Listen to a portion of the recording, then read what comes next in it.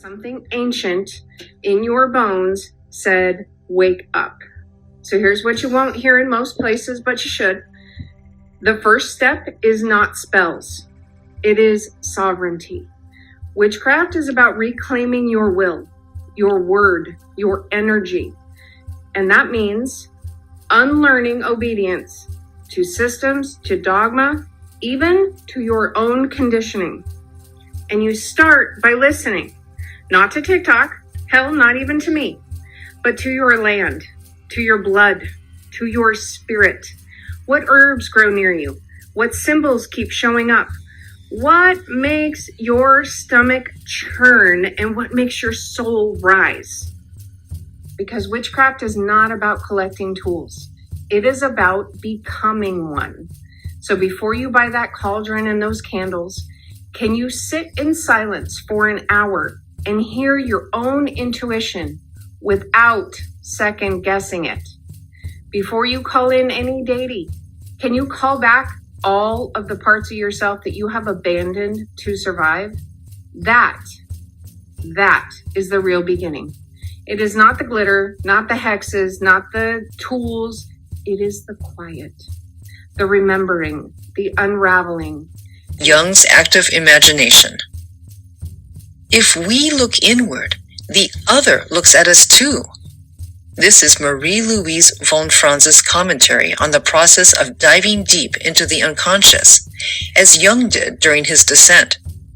With psychedelic medicines, it's difficult to know whether we're looking inward or outward into another world. But this might not be the right question to ask, similar to my question, are they real? James Hillman said that Jung doesn't go into the reality of the figures. In other words, how can you believe these figures are independent? How do I know they're not just part of me? How do I know they're not just complexes or projections of my various opinions? He doesn't deal with all that psychologizing of what comes to him. He takes it as it comes. I'm slow, but with Jung as a model as well as the psychedelic elders, I think I'm making progress on this issue of compulsive psychologizing. Jung explained to Barbara Hanna why he referred to his confrontation with the unconscious as a dangerous enterprise. Hanna wrote, Jung once told me that the unconscious itself was not dangerous. There was only one real danger, he said, but that was a very serious one, panic. The fear that grips a person when something very unexpected confronts him, or when he begins to be afraid of losing his footing in the conscious world. I dare say every psychedelic elder has experienced this panic, either in themselves or in their clients. There comes a moment in the journey when the challenge is to let go, surrender, and trust the medicine and the guide. Often, this is the moment right before ego dissolution. At this moment, the guide has to hold steady, rooted in her own experience. The best advice for this moment that I've seen comes from a seemingly unrelated opinion piece in the New York Times. The bat mitzvah question I wasn't expecting. Are we safe at synagogue? But here is wise advice for this challenging psychedelic moment. The author quotes from the card her grandfather gave her on the occasion of her bat mitzvah. Hazak ve'amatz, which means have strength and be courageous. The expression is not an endpoint, but a beginning. Jung's best-known unseen other was Philemon. Sonu Shamdasani wrote that this figure represented superior insight and was like a guru to him.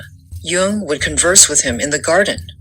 Such seemingly casual conversations are the essence of relationship, not just a random appearance of a spirit, but an ongoing, deeply involved and unfolding relationship.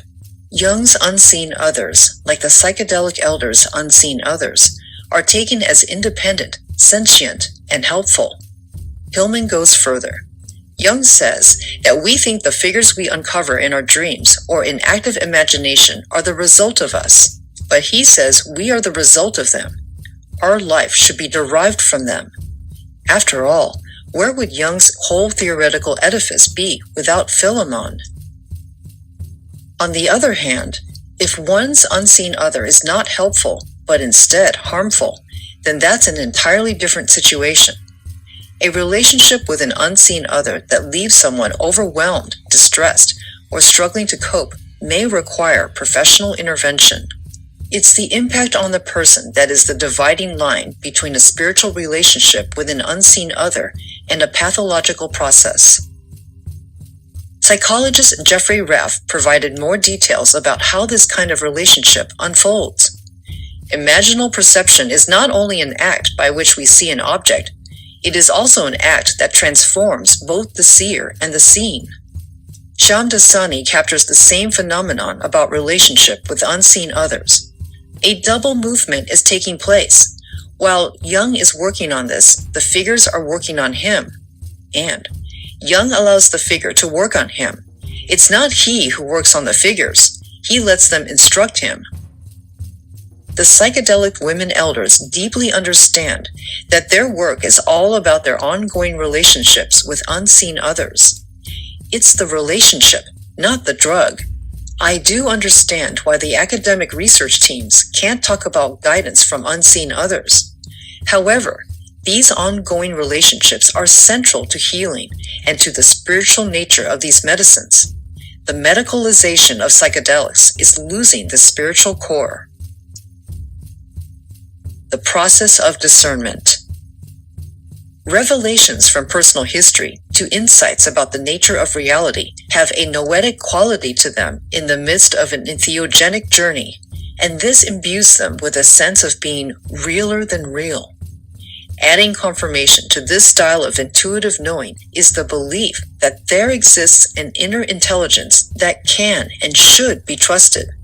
However, we all know examples of heartfelt messages that led to inflation, personal disasters, and heartbreak. With their decades of experience, the elders don't just follow the guidance of their unseen others without reflection.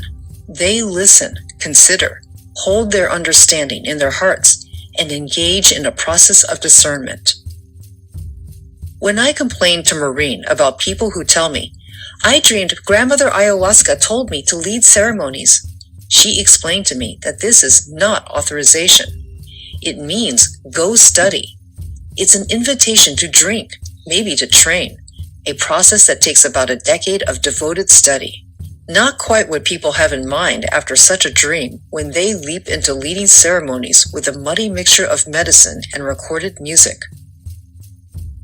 This raises the whole question of how we interpret what we experience with these medicines, what we think we're told by spirits or plant teachers.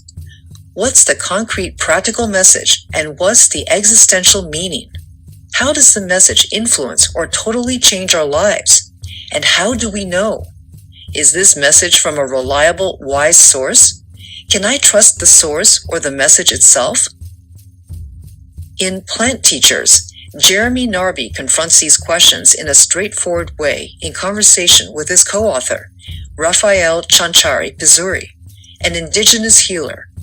Raphael, who goes by Chanchari, gives an answer to the question of discernment that is worthy of a professional diplomat, leaving us in the ambiguous shamanic dark. But Narby persists, and they finally arrive at the real problem, our egos. Narby: so it seems to me that one needs to learn the difference between seeing things that are true and seeing things that are not. Does that seem right to you? So that means that ayahuasca misleads people, doesn't it? Chanchari: it's not that ayahuasca lies, but rather that lies and truth exist in the world, and ayahuasca allows you to see this. I make a distinction between hallucinations and visions. Sometimes you have what seems like an intuition, and you think, maybe that's how things are happening, and this is not true. Narby: and how do you learn to tell the difference? Chanchari: you need human values to be able to make the distinction, and this takes practice and experience, not just 1 or 2 days, but over a long period. Narby: so the problem is that one contributes to the process by making projections? Chanchari: yes, that's right. That's where the lie is. You have what feels like an intuition. You are imagining things, and then you affirm them, but they are not true. The process of discernment is most often clouded by our egotistical strivings or our unconscious. One of the early guides from the 50s recognized this temptation in the first sweep of psychedelic optimism. Admitting his inflation, Myron Stolaroff wrote, "I am more convinced than ever that my interest in saving the world is an escape from my own personal growth. It is most important to develop oneself and one's family and home. Tend your own garden, in other words." Still good advice for those currently enamored with these medicines and their role in saving the world. Religion professor Bill Barnard, in Liquid Light, his memoir about Santo Daime, wrote, "Developing the ability to discern the difference between genuine knowing and our own egoic desires doesn't come automatically or easily." He then goes on to quote the pertinent warning from Roshi Bernie Glassman, "I could be wrong. So could we all." Anthropologist Luis Eduardo Luna is most direct. Although not a therapist, he stated the issue clearly. The real problem has to do with ego inflation. In other words, the shaman or guide is meeting their own needs rather than serving the needs of the patient. This is what leads to abuse of vulnerable people seeking healing. This is why we need colleagues who can help us see what we're missing in our own healing process, our learning to work with the medicines, and our understanding of our position in all of this. We need beloved fellow travelers to remind us to be humble. Medicine hunter Chris Killam also warned about visions that can go wrong. While some are, in fact, prescient, insightful, revelatory, and wise, other visions are mere head salad. If you are going to journey with the aid of psychoactive substances, you must learn to discern the difference between manna from the gods and mental coleslaw. The former may set you on a new, luminous life path. The latter may send you down a rabbit hole. When talking about discernment, most of the women guides reference their own intuition, which they feel has been sharpened by years of working with entheogens. They also refer to trusting a deep sense in their bodies, a sort of visceral process of discernment. Maureen explained that when she hears a voice, she takes the words into her body to notice how it feels. She said, "Working in the subtle realms with these medicines requires a body wisdom and inner knowing. Where in my body do I have unshakable trust? Once I locate that place, then I can practice being there." Maureen credits one of her teachers, Angelus Arian, with this practical wisdom. When you're in that place in your body, there's no push or pull in either direction. You're in a neutral place, and from there, you can move forward. But what they possessed was an ability to liquefy their mental categories and then to project the contents of the mind onto these processes and read them back. Now, this is what made alchemy so fascinating to the Jungian school, because the Jungians were discovering the unconscious, and they realized before Jung's involvement with alchemy, the best material for psychotherapy to work upon was dreams, but dream and mythology. And these were the two poles of the data field that the discovery of the unconscious was working on. Well, then Jung had the prescience to realize that alchemy, which to that point, as the gentleman over here said, had been dismissed as a naive effort to turn base metals into gold. This is the first fiction that you have to absolutely purge from your mind. What is being described is what Jungians call the individuation process, a dissolving of the boundaries of the ego, an allowing of the chaotic material of the unconscious to pour forth where it can be inspected by consciousness. Stuff just boils up from the unconscious, then is sublimed through these processes, and then is somehow fixed. And this fixing then is the culmination of alchemy. And if you can bring off this trick, then you possess our stone, the philosopher's stone, the lapis, the Sophic hydrolith of the wise, Irenaeus Philalethes calls it. And there were hundreds of control words for naming the secret difficult to obtain, alchemical gold, in short. This is what we're after. Well, so then this is a phenomenon in the physical world, and then mind is a phenomenon as in the Cartesian distinction, which is between the res extensa and the res virens. This is the great splitting of the world into two parts. I remember Al Huang once said to me, we were talking about the yin-yang symbol, and he said, you know, the interesting thing is not the yin or the yang. The interesting thing is the S-shaped surface which runs between them. And that S-shaped surface is a river of alchemical mercury.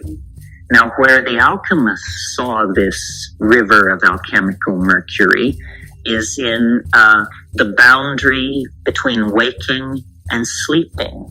There is a place, not quite sleeping, not quite waking, and there flows this river of alchemical mercury, where you can project the contents of the unconscious and you can read it back to yourself. There are two primary states of consciousness that everyone will experience: being awake and being asleep. However, what's less well known is that there's also a third state, a strange in-between called hypnagogia, which is a transitional state between being awake and falling asleep, or vice versa. But what's interesting is that even though you're not fully asleep, raw fragmented noise still floods the brain, specifically geometric patterns. And yes, I mean these geometric patterns, which in level 1 is the pulsating chaos you'll experience as you drift into sleep. It was Heinrich Clover in the 1920s who first documented this phenomenon, and he found that there are 4 common patterns anytime someone begins entering an altered state: lattices, cobwebs, tunnels, and spirals, all of which are described as the precursors to our inner worlds. We're not entirely sure why this happens, but we do know it comes from the visual cortex, which is one of the theories behind why we dream in general. Because of neuroplasticity, if the visual cortex is unused, like in people who are blind, neighboring brain regions essentially invade that space to then repurpose it for what they do. So it's thought that we dream as a defense mechanism, to keep the visual cortex active and protect its territory while we sleep. But while this may very well be why we started dreaming in the first place, it doesn't explain the content of dreams, or why so many brain areas other than the visual cortex need to be involved. Still, these geometric patterns are the doorway to dreams. They're all that exists in level 1. Some people remember experiencing them, and some people don't. But it is only once you cross through them that the real dreaming begins. Mercury was mind itself, in a sense, and by tracing through the steps by which they reached that conclusion, you can have a taste of what alchemical thinking was about. Mercury takes the form of its container. If I pour mercury into a cup, it takes the shape of the cup. If I pour it into a test tube, it takes the shape of a test tube. This taking the shape of its container is a quality of mind, and yet here it is present in a flowing silvery metal. The other thing is, mercury is a reflecting surface. You never see mercury. What you see is the world that surrounds it, which is perfectly reflected in its surface like a moving mirror, you see. So for an alchemist, it makes perfect sense to extrapolate from these internal, what we call internal psychological processes, to external processes in the world. That distinction doesn't exist for the alchemist, and I tell you, the longer I live, the more convinced I am that this is just absolutely the truth. And those of you who really want to get into this, I recommend you read Mysterium Conjunctionis by Jung, The Mysterious Conjunction. And he discusses the negredo in great detail. Another symbol for the negredo is the senex, the old man, because the old man is just short of death. And that's the state that the negredo makes you feel. Well, then you must take this raw, chaotic, unformed material, often compared to feces, compared to corruption, compared to the contents of an opened grave, and you must cook it in the alchemical fires of contemplation, prayer, and ascetic self-control. And then you will move through a series of stages that are associated with colors. There is the rubedo, the reddening. There is the citrinitas, the yellowing. There is the viriditas, the greening. And the order in which these occurs differs according to who you follow. But then there is closure at the end of the process. Most alchemists, although certainly not all, agree that the higher state is the albedo, the whitening, the purificatio, right? So at each stage, there are sub-stages of dissolution, dissolutio, et coagulatio. And there's one alchemical aphorism that says, dissolutio et coagulatio, know this, and this is all you need to know. And so it's a melting and a recasting and a purifying of psychic contents. Well, then so finally you reach the albedo, the whitening, the highest stage, the stage of great purity. But remember how I said last night that Mercury was always the metaphor for mind in alchemy, or one of the metaphors for mind in alchemy? And I talked about its mutability and its ability to take the shape of its container, and when you shatter it, it then splits into many reflections. So once you move into the domain of the albedo, the whitening, then a whole new problem arises for the alchemist. And this is the problem of the fixing of the stone. Somehow the mutability of Mercury must be overcome, and it must be crystallized. It must be fixed so that it doesn't get away from you, so that it doesn't slip through your fingers. To achieve our Mercury is nothing unless you have the secret of the coagulatio. And if you possess it, nothing else is worth anything, because it is psychic completion, peace of mind. Jung called it the self. It's the self that we are trying to recover. This working around their egos, perhaps dancing around their egos is a more elegant description, is significant in understanding how entheogens heal. This is a good example of the kind of flexibility, hard-won through many years of entheogenic journeys, that's necessary to get over yourself. We first have to have an observant inner witness to recognize when we're caught in our egos, thinking, I'm right, you shouldn't have. Then we have to disidentify with our position and find a way to reach across the chasm our reactivity has created. Quite a bit of emotional intelligence is needed. One of the elder psychedelic guides, Ariel, also refers to this gift, saying, we all have thin veils. Lerman said some people are better at blurring the boundary between the inner world and the outer world, which makes it easier for people to turn to a faith frame to make sense of the world and to experience invisible others as present in a way they feel with their senses. Psychologists have tried to measure this gift of permeable boundaries or having thin veils, as the psychedelic elders described.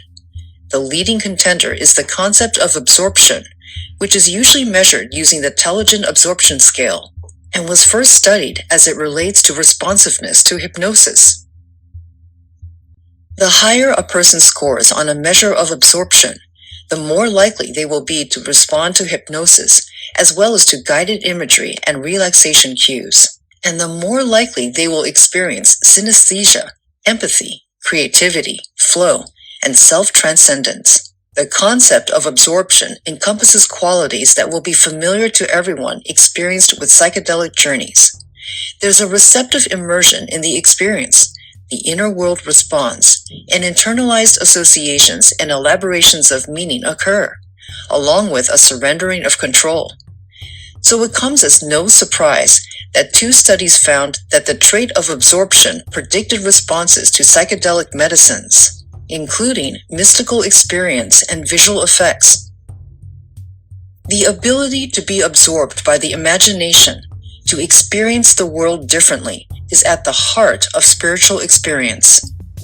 Psychologists Michael Falborn and Peter Dellin developed the concept of transliminality, meaning ease in crossing the threshold. This is another way of describing a thin veil.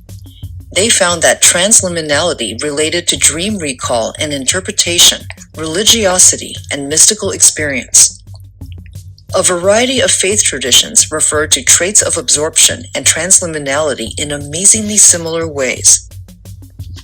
The Islamic scholar Henry Corbin described a process of cultivating the experience of God. First, he wrote, the faithful must place himself in the company of his God and converse with him. Then imagine his God as present, facing him. And finally, contemplate his God in the subtile center, which is the heart.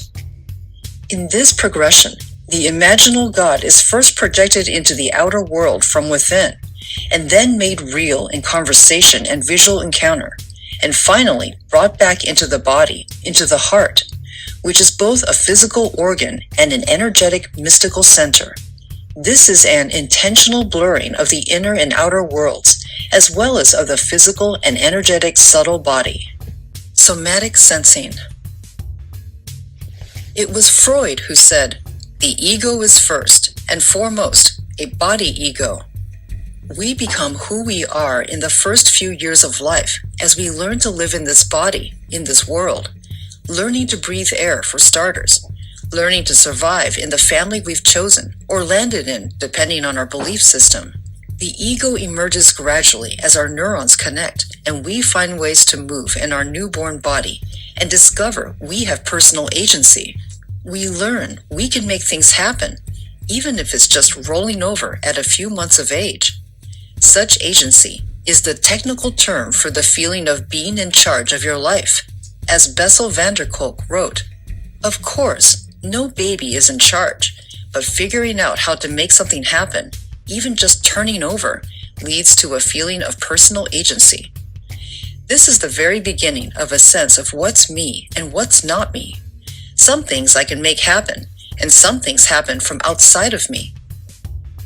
It used to be thought that this distinction between me and not me developed over months, but recent studies have shown that infants discriminate between perceptual events that are either self or not self-produced. In other words, we are born with some level of awareness of a boundary between inner and outer. French psychoanalyst Didier Anzieu called this boundary between mother and infant the skin ego and emphasized the importance of the body in the process of becoming myself. Mothers intuitively know how important and sensitive a newborn skin is and select the softest of soft receiving blankets to welcome their baby. Numerous studies have found that preterm infants who receive massage therapy, which reinforces the skin ego, gain weight faster than those who don't receive massage. Psychiatrist Daniel Stern's careful, fraction of a second, frame-by-frame observations of the mother-infant dyad have emphasized touch as well as attunement in facial expressions. This has led to the therapeutic realization that the relationship is the focus, not two separate individuals. Given the recent emphasis on the dyadic dance between mother and infant, Freud's concept of the body ego may be reformulated as a body-in-relation ego. What does all this have to do with entheogenic journeys? Think of ego dissolution. What's dissolved? By definition, the ego, which is first and foremost a body ego. Our skin ego melts away. We are no longer our bodies. as we are no longer ourselves. The boundary between inner and outer disappears, and we enter into the unity mystical experience. In the research studies that have initiated the current psychedelic renaissance, great emphasis has been placed on the unity-type mystical experience, and perhaps this is as it should be, given the impressive therapeutic results. The Mystical Experience Questionnaire currently used at Johns Hopkins includes the following factors: mystical or unitive, positive mood, transcendence of time and space, and ineffability. The unitive component is the dissolution of an inner or outer boundary. The underground psychedelic elders work with these medicines in a very different way. In contrast with the research studies, which use a cost-effective treatment approach to a psychiatric diagnosis, the women guides work with the medicines as part of the sacred journey of life. In fact, I've heard a few of them complain about people coming to them specifically to have a mystical experience. For example, Janet explained, "Since Michael Pollan's book came out, I get calls from people looking for a mushroom sitter. Just reading the research results from Johns Hopkins and elsewhere, it's easy to have unrealistic expectations. Nothing, of course, is guaranteed." There are a plethora of other experiences that can arise during an entheogenic journey that have been overlooked. In this chapter, I'm interested in experiences that have to do with the skin ego, or the boundary between inner and outer. One example is Beth, a 40-year-old professor who attended her first ayahuasca ceremony.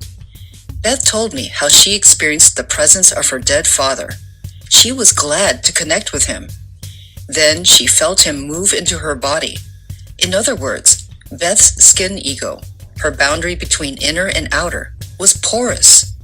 She didn't choose to let him in. It just happened. And Beth was uncomfortable. She didn't want her father's presence to cross her personal boundary into her body, and she didn't know how to extricate him. I didn't know Beth's personal history regarding any previous boundary violations with her father from her childhood or with anyone later in life. Had we been in a therapeutic context, that would have surely been my next question. I could tell, however, that Beth would score very high on the Telogen Absorption Scale. She was creative and open with a very thin veil. Before the ayahuasca ceremony, she'd had spontaneous experiences in expanded states of consciousness. Beth's absorption personality trait also made her very susceptible to anything said to her during or around the time of the ceremony, even more so than the usual suggestibility typical of a psychedelic experience. The next morning, Beth told the woman co-leading the ceremony about her experience and her discomfort. This woman has about 2 decades of experience, meaning for me, she would have qualified as an underground guide in this book. And she said something to Beth like, "You should have been grateful to have your father visit you during the ceremony." Beth felt shamed. She didn't mean to be ungrateful, but she knew she was disturbed by her experience. I can't keep track of the number of unhelpful comments from so-called guides or shamans that people have reported to me about their psychedelic experiences. This is usually when my conversation with a person turns therapeutic. "I'm sorry she said that to you. She didn't really understand what happened," I told Beth. Beth was immediately relieved. She was a mature woman who knew herself, but she was more vulnerable because of her porous skin ego, the recent ceremony, and the leader's position of power. Bottom line, Beth was gaslighted, told her feelings were invalid. She was shamed by the leader. This was precisely the wrong thing to happen to her at this susceptible time, and after feeling her personal boundary had been crossed. I don't expect every guide or ceremony leader to be a psychotherapist, but I think they do have to be very careful what they say to people immediately after the experience. They have to know how vulnerable and suggestible people are at that time. It would be helpful for all guides to understand how people who score higher on the absorption trait have a more porous skin ego and may be more open to unwanted experiences during ceremony. In fact, these same people may also need lower doses of the medicine as they shift states of consciousness more easily. Awareness, inner and outer. Western culture, with its emphasis on appearance, highlights the musculoskeletal body, which provides proprioceptive information or awareness of the position and movement of the body. Think sports, modeling, dance. Exteroception is the perception of the outside world via all of our senses. In contrast, interoception is the felt sense of the internal state of the body, both conscious and unconscious. It's a neglected sense in our culture, but over the last decade, as one commentator wrote, there has been a six-fold increase in scientific publications on interoception. This attention has been cross-disciplinary from philosophy to neuroscience, often with an emphasis on how interoception leads to a felt sense of self.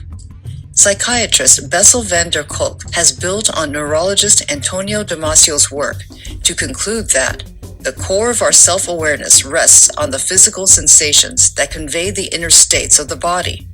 At this point, we are back to Freud and the body ego. Psychologist Wolf Mehling developed a method for measuring different aspects of interoceptive awareness. Examples of items in the scale include: when I am tense, I notice where the tension is located in my body. I notice changes in my breathing, such as whether it slows down or speeds up. I can refocus my attention from thinking to sensing my body. I notice how my body changes when I am angry. As with other psychological measures, there's a range of variability in levels of sensitivity and vigilance relative to the awareness of internal workings of the body. This capacity for inner awareness can also be trained via mindfulness meditation, for instance, or a variety of body or mind approaches, or athletics. My daughter is an opera singer, and her decades of voice lessons focused mainly on interoceptive awareness from breath training to voice placement, all internal and taught largely by metaphor and listening.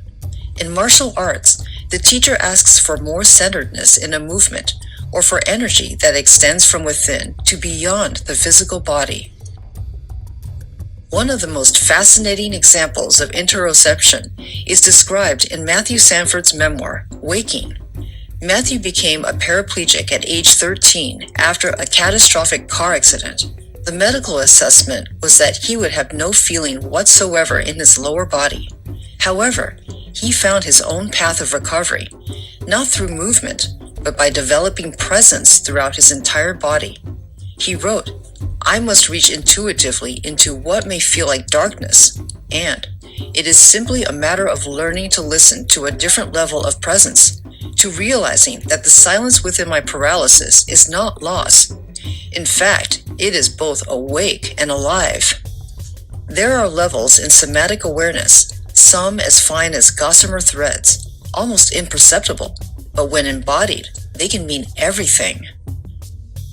Psychedelic experiences also provides an expansive array of interoceptive experiences, from the traditional ayahuasca purges to energetic streaming through chakras. And interoceptive awareness plays a key role in integration following entheogenic experience. As the journeyer becomes more sensitive to internal bodily states, they can notice the initial stirrings of emotional reactions in their daily lives. By catching these interoceptive signals early, they create a chance to decide how to manage the arising emotions. This is that very brief bit of space before we react, and it embodies the everyday wisdom to count to 10 before we say anything in anger we might regret. When the women underground elders talk about being grounded, it's this inner sense of embodiment that they mean. Maureen said, "Only fly as high as you can ground deep. The guide is like a kite string. Anyone can get someone high. Takes skill to bring them back." Most of the research protocols suggest hand-holding or other touch as a way to help ground the participant, which includes asking permission to touch in these ways during the preparatory meetings. How the elders talk about grounding is quite different. Their rule that you only take someone where you've been yourself opens a different quality to their grounding. A meeting in a familiar space, so the journeyer knows they are not alone. they have a guide who knows how to keep them safe because she's been there. The elder's intuition is rooted in their somatic sensing. They just know. They feel it in their bones. They receive messages from plant teachers, spirits. Yes, they pause to cognitively reflect on their intuition, deciding whether to go with it, to wait, or to ignore it. All are good possibilities and an example of integration of different states of knowing, but the source arises from within. For example, as I mentioned earlier, Rose said, "In ceremony, if my ego comes up, the medicine will say, 'That's your ego. Feel it in your body.' That's a sense of somatic discernment." Each elder in her own way talked about an inner certainty she felt from within, an inner intelligence. Medrith explained, "The answer is inside and will emerge, core of who we are. Everyone has that soul. A mystical experience helps them discover that part. Medicines help open you up to remember. All that information is inside you." Cedar has experience with sensory awareness and continuum, both deep trainings in sensing the interior of the body. And she explained that, for her, somatics are part of the work.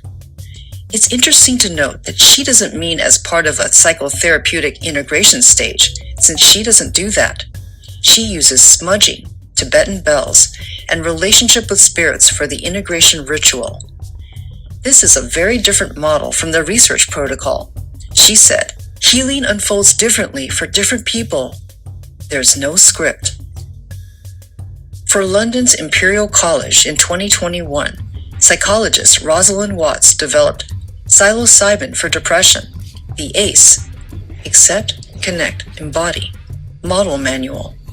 This takes a similar approach to somatic experiencing that psychologist Eugene Gendlin described in his 1978 book, Focusing.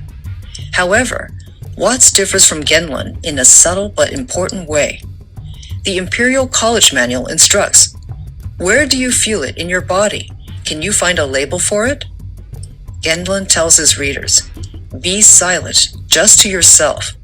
I would like you to pay attention inwardly in your body. Now see what comes there. Sense within your body. Let the answers come slowly from the sensing." This may seem like a small linguistic difference, but when working with the subtle sensing of our interior being, it's a wholly different process. Watts's instructions evoke a cognitive response in terms of location and label. This is not the same as shepherding the person into their interoceptive mode, which is what Gendlin's inviting vagueness does. Further along the focusing process, Gendlin described ways to deepen the experience. He suggested asking, "What does the felt sense need?" This question encourages a dialogue with the body. Unlike Watts, it is not just a concrete check-in about location. Gendlin also stated, "Focusing is not a mere body sensation. It is a physical sense of meaning." Working with this felt sense allows the meaning to develop and emerge into a shift in perspective. That's what leads to insight. These contrasting approaches to embodiment are emblematic of the difference between following a script, Watts, and working from within, Gendlin. The therapist or guide has to have significant personal experience with focusing to really understand the process. Somatic Empathy. When I did my guided MDMA session with one of the psychedelic elders, I was on the floor on a mattress covered, as usual, with a blanket, and I wore earphones and eye shades. I imagined my guide could hardly see me, but she sensed me, called it tracking, throughout my journey. This capacity to enter into the somatic experience of the voyager is crucial for guiding, but it is difficult to teach, especially when it's rarely even described or emphasized. From an entirely different field of study, cognitive scientist Anil Seth wrote that empathy was one of the first things he studied in his neuroscience career. Vicariously catching someone's feelings, known as emotional empathy, and thinking about what they feel, cognitive empathy, might seem like two sides of the same coin, but they activate almost entirely different brain systems, suggesting that these pieces of empathy are independent. I don't know what parts of the brain light up during the kind of embodied empathy my elder guide used to track my journey, but this question is worth exploring. The capacity to track with small clues that may not be noticed by the untrained eye is very similar to wilderness tracking. I've walked next to naturalists in the forest and realized they see a totally different trail than I see. I never noticed the small mushrooms sprouting or the scat in the undergrowth, but walking next to someone who sees, staying by their elbow like the apprentices from Chapter 3, I gradually learned to see more and more. This is how learning to be a guide works as well. Neuroscientist Antonio Damasio described a slightly different perspective. Because we can depict our own body states, we can more easily simulate the equivalent body state of others. As we understand the significance of our own body states, we can then begin to understand the body states of others. I think this is at least part of how tracking works during guiding. Peter Levine, founder of Somatic Experiencing, SE, described the same capacity when asked what special skills an SE therapist needs. You need to learn to pay close attention to the sensations in your own body. You need to learn to listen to your clients in a different way, so that when a shift happens in a session, you can notice it in their body as well as in your own. Psychologist Sharon Stanley has written, "The intersubjective joining of two embodied people creates a new synthesis of intersubjective realities, a somatic interpersonal knowing that can be perceived by each. There's a deep physiological connection between two people. Whether they are college roommates whose menstrual cycles coordinate, or long married couples who begin to look alike, this connection, or lack of it, shows up in the video studies of mothers and infants as they learn how to dance with each other in rhythm and timing. We all tune in to each other whether we want to or not, and sometimes it's difficult to distinguish between what's me and what's not me." Author Marion Woodman described this dilemma. "I am teaching myself to listen to the sensations resonating in my flesh and to differentiate between sensations originating without and sensations originating from within. As I allow others to affect me, I have to hold more firmly onto my own center of awareness." Woodman is describing an embodied process of discernment that is essential for both guides and therapists.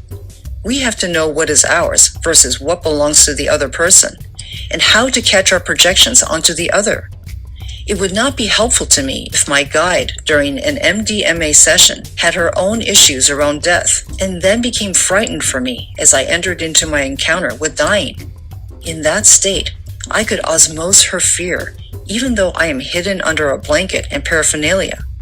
As we've seen, our boundaries become very porous when we're under the influence. Another good reason for being very careful about choosing a guide or shaman. I don't know any better way for teaching and training the capacity of somatic empathy to either psychedelic therapists or guides than for them to have their own experience receiving it. And I mean being tracked while journeying. The more experience, the better, and that takes years. Or as Radiant Hawk, trained by indigenous shamans, said, "If I wasn't initiated, I couldn't do this healing." I asked her, "How many years?" "At least 7, 8 years. Never done." Guidance from unseen others. All of the women underground guides reported receiving guidance from unseen sources, plant teachers, ancestors, angels, and unknown entities that were experienced as autonomous, intelligent, and intentional. Some of the elders referred to their intuition or inner healing intelligences, but there was little distinction between an inner source of guidance and an outer source or entity. It is more like their inner intuition enables them to receive information from an outer, unseen source. The psychedelic elders talked about this guidance in different ways, but the message is consistent. They receive help, information, downloads, instructions from an unseen source. Cedar explained, I received direction from the spirits. The spirits told me to give my people grounding food after the ceremony: nuts, cheese, dark chocolate, fresh or dry fruit, or warm soup, to welcome them home. In my interview with Janet, we spent over an hour talking about her psychotherapy and psychedelic training. She had traveled to the Netherlands for a legal immersion experience with psilocybin truffles.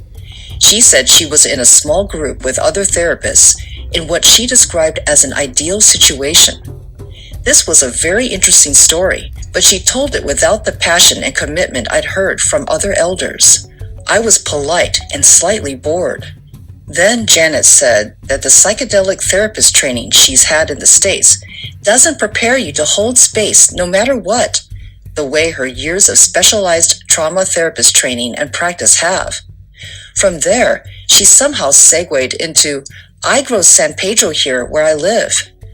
The San Pedro cactus contains mescaline, like peyote, and my notes have a line drawn across the page at this point, indicating that everything shifted.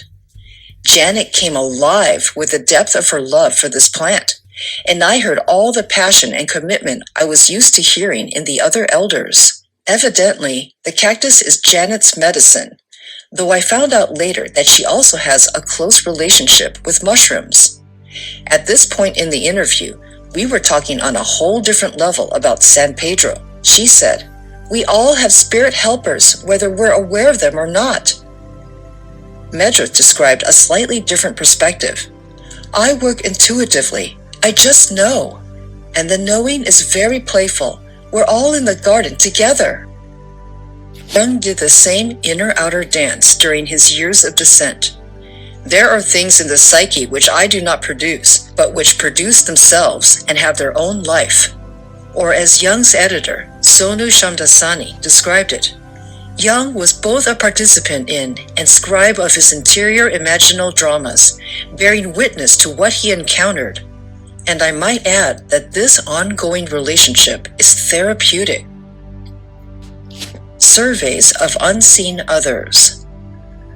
Separately, a team at Johns Hopkins has conducted 2 recent large online surveys asking about encounters with unseen others, and compared the groups using no drugs, psilocybin, LSD, and ayahuasca DMT, smoked.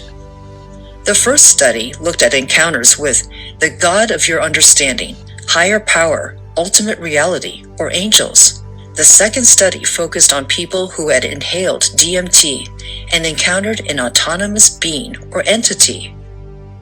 The results from these 2 studies were similar in that respondents perceived the entities to be independent, autonomous, conscious, benevolent, intelligent, sacred, eternal, and all-knowing. Their experience was realer than real, and they believed the entities continued to exist after their encounter. Many of the people reported that these encounters were spiritually significant, and that their lives became more satisfying and meaningful after the experience.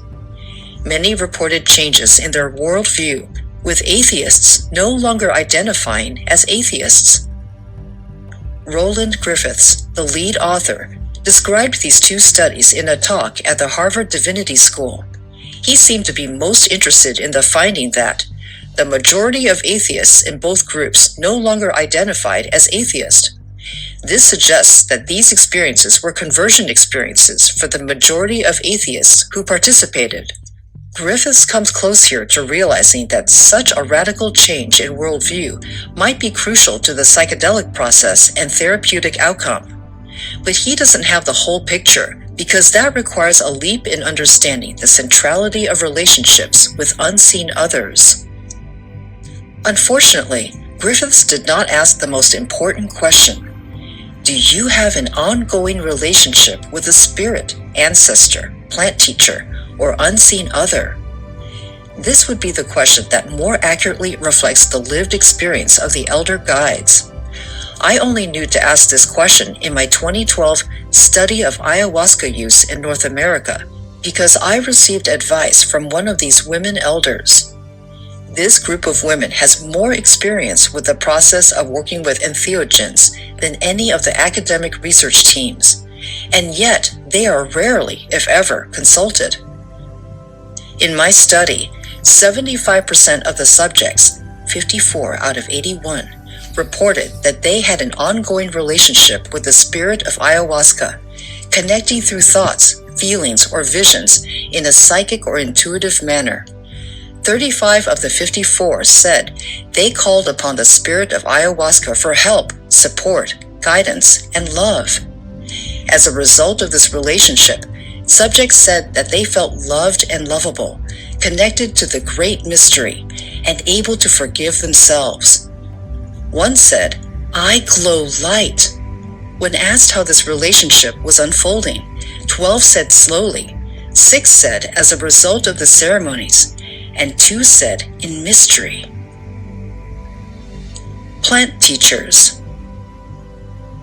The relationship with plant teachers is at the core of entheogenic shamanic practice. Anthropologist Luis Eduardo Luna summarized the situation.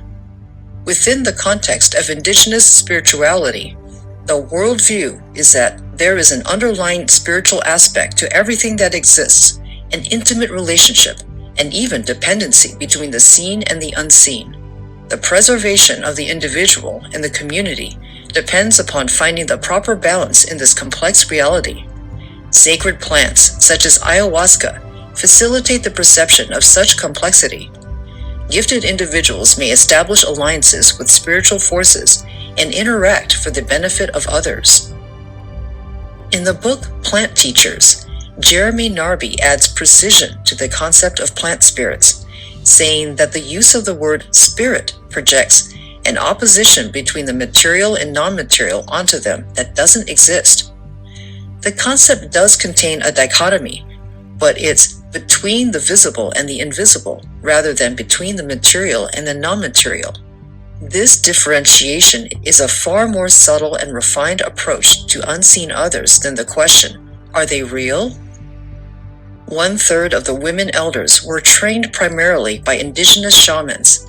This doesn't mean that they only use ayahuasca in their work. They use a variety of entheogens, except for the 2 Native American women, one of whom used peyote, and the other primarily uses prayer and ritual. The cosmology surrounding the use of plant medicines is centered around the independent existence of plant teachers or doctors.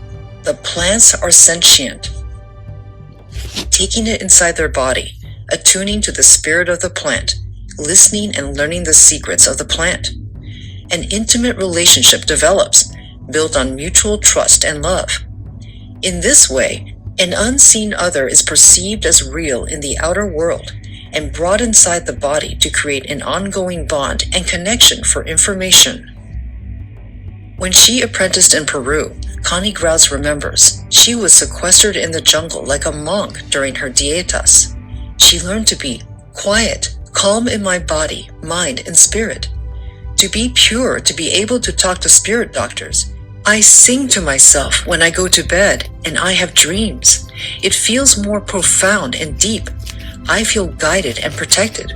The spirit of ayahuasca is waiting for me to reach out and open my heart. Carmen is a young shaman, and she's able to describe her process of developing her relationship with a plant spirit as she's living it with great intimacy and humility. Clara told me how she first met the spirit of ayahuasca in her very first ceremony. She heard, "I found you," and entered into a relationship with a plant spirit from the very beginning. Just 5 minutes into ceremony, hardly enough time for the biochemicals to be working. Ayahuasca said, "We're going to do deep work together." Later on, Clara spent 3 months isolated in a tambo in the jungle on a dieta. She didn't speak to one person. Clara said, "This is the way you learn to support healing. You learn to connect to the plant, and the plant moves through you in a dieta." Clara described how intense feelings of anger and jealousy moved through her during this time of isolation. She was alone in the jungle, eating very little and with no distractions. Clara explained, "The laws of the spirit world don't allow you in until you earn your way in. This is not an easy path." Radha explained, The plants are the primary teachers. Don't mistake the practitioner for the plants. I heard this said another way from a Shipibo shaman when people expressed their great gratitude after a ceremony. Don't thank me, thank the plants. This is not said with false humility, but is, rather, a simple statement of how things work. Radha described her experience of an ongoing relationship with a plant. Ayahuasca is my constant companion in so many ways, a part of me. Again, we hear the merging of outer and inner, plant and human. Radha also described how the plants can show up and look completely different, even after years of connection. I asked her, how do you know then if it's the same plant spirit? She thought about this and said, there's a fit I recognize. Evidently, somehow they're familiar. I know it's the plant because I've called it, she explained. But that seemed to be circular reasoning, and neither of us was satisfied with that answer. Then Radha simply said, I know in my heart. And that was that. Cedar, an academic expert on shamanism with 40 years of practitioner experience, corrected me about this issue of circular reasoning. I let all the women I interviewed read the finished manuscript to be sure I got things right. Cedar told me that Radha's explanation was a shamanic understanding that in shamanic traditions, you specify the spirits you are calling upon, so then you can trust who shows up, whatever form they take. If they shift forms, you might assume there is a reason and ask about it. I hope the contrast between my interpretation of Radha's statement and Cedar's explanation shows the difference between the author, who is slightly experienced, and Cedar, who is deeply knowledgeable and experienced. It might be a subtle clarification, but it's everything in terms of working with unseen others in visionary realms.